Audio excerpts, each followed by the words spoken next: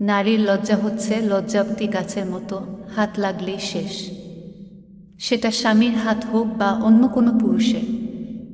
এই হাত লাগা মানে শুধুই শারীরিক স্পর্শ না, একজন পুরুষের সঙ্গতায় ও নারীর লজ্জা কেটে যায়।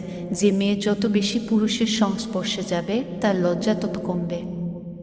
যেমন চিত্রনায়িকারা, ওরা শুধু ব্রাপেন্টি পরে অর্ধনগ্ন দেহ নিয়েও পুরুষের সামনে ঘুরতে দ্বিধা করে না, কারণ পুরুষের মাঝ থেকে চক্ষু লজ্জা উঠে গেছে তাদের।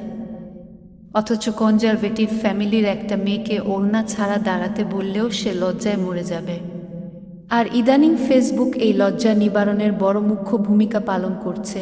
উদাহরণ, ফেসবুকে বন্ধু বেশি, আর অতি আধুনিক মেয়েরা ছেলে বন্ধুদের সঙ্গে পিরিয়ড নিয়ে কথা বলে, ফ্লার্ট করতে গিয়ে শরীর নিয়ে নগ্ন কথা বলে, আর মাইন্ড করলে বলে just kidding, take it easy.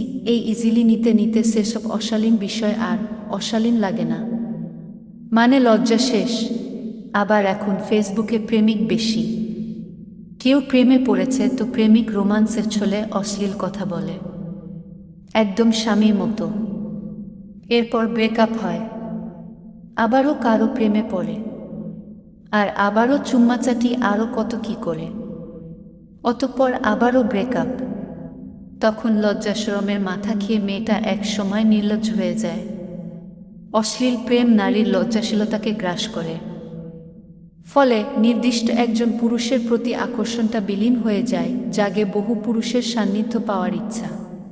আগে মুরব্বীরা বলতেন বিয়ের পরে মেয়েদের লজ্জা কমে, বাচ্চা হওয়ার পরে আরও কমে যায়। তখন আমি বুঝতাম না, ভাবতাম লজ্জা ফোড়ার মতো কিছু বিয়ের পরে গলে যায়, কিন্তু এখন বুঝি আগে মেয়েদের কাছে স্বামীই ছিল পুরুষ, তাই বিয়ের পরের কথা এসেছে। এখন বিয়ে লাগে না পুরুষের কাছে আসতে, ফেসবুক হলেই চলে। এখন ফেসবুকই সেই স্বামীর ভূমিকা পালন করে। যাই হোক, সবশেষে নারীদের মাথায় রাখা উচিত, এভাবে বাসা বদলের মতো প্রেমিক বদলের খেলাটা নিজেকে খুবই সহজলভ্য করে দেয়। আর যে জিনিস সহজে পাওয়া যায় তার কদর থাকে না। সৃষ্টিকর্তাকে ভয় করে এই সব অনৈতিক কাজ থেকে বেরিয়ে আসুন।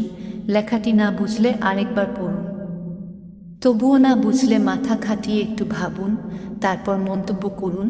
কথাগুলো নারীদের উদ্দেশ্য হলেও নারী পুরুষ উভয়ের জন্যই শিক্ষণীয়।